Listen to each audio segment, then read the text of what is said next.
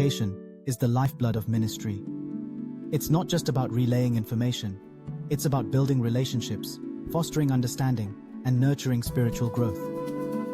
As ministry leaders, we are called to be effective communicators, much like Jesus, who exemplified the art of communication in every interaction. Our goal today is to explore key communication skills vital for ministry leadership, including active listening, clear and compassionate speaking, and the ability to adapt our communication styles for different audiences. Let's start with the foundation: active listening. James 1:19 teaches us to be quick to listen, slow to speak, and slow to become angry. This scripture encapsulates the essence of active listening, which is crucial in ministry. When we listen actively, we show care, respect, and empathy. We allow ourselves to fully grasp the needs and concerns of those we serve before we respond. It's a practice that builds trust and fosters deeper connections. Consider the wisdom in Proverbs 18:13, which warns against answering before listening. How often have we found ourselves jumping to conclusions, misjudging situations, because we didn't take the time to listen?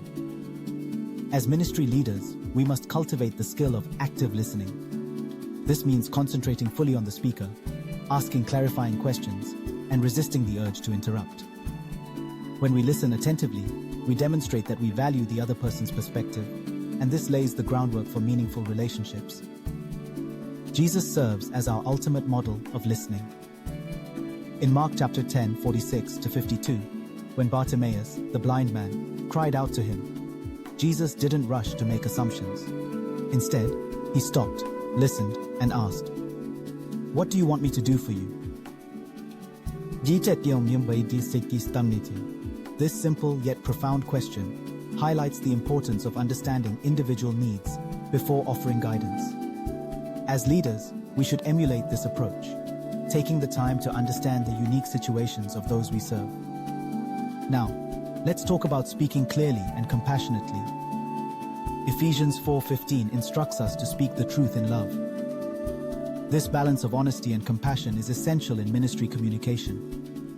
We must be truthful and clear while ensuring our words are seasoned with grace. Harsh or unkind speech can damage relationships, while gracious words can uplift and encourage. Colossians 4:6 reminds us that our speech should always be gracious, seasoned with salt.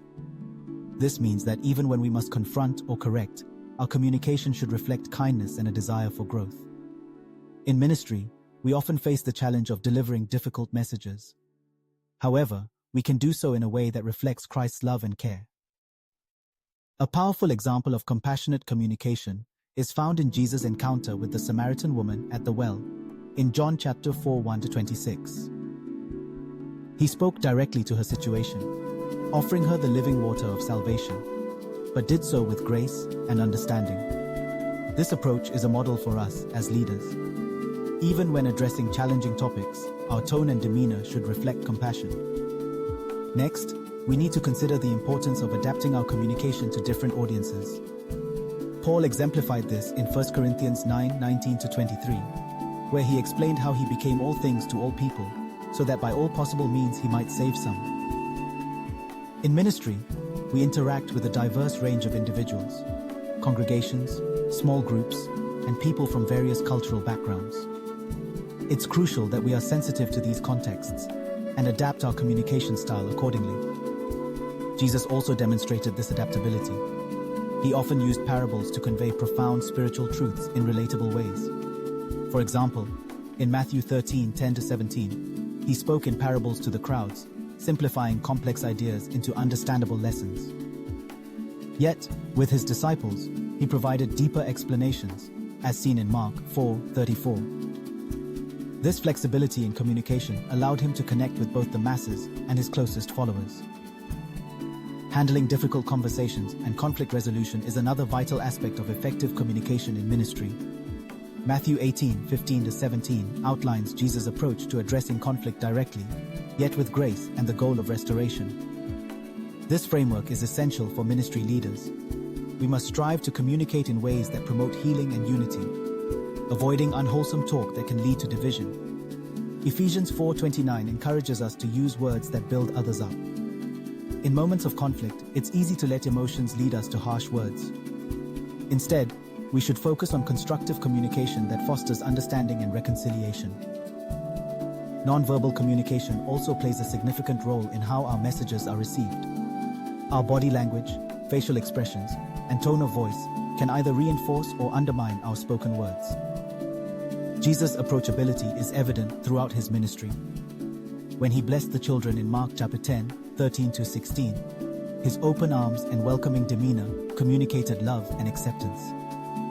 As leaders, we must be mindful of our nonverbal cues, ensuring they align with our verbal messages.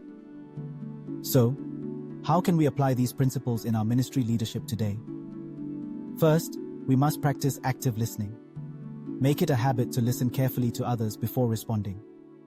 This simple act builds trust and ensures that your communication is grounded in a true understanding of the other person's needs. Second, we should strive to speak with compassion and clarity. Our words must be clear and truthful, but always delivered with love. Whether we are teaching, counseling, or resolving conflict, our speech should reflect the grace and love of Christ. Lastly, we need to adapt our communication style to meet the needs of different audiences. By tailoring our message to the understanding and context of those we are speaking to, we ensure that our communication is accessible and relevant. In reflection, consider these questions. How can you improve your active listening skills in your ministry leadership? In what areas do you need to balance truth with compassion when communicating with others? How can you better adapt your communication style to meet the needs of different groups in your ministry? By exploring these questions, we can enhance our communication skills and ultimately, our effectiveness in God's ministry.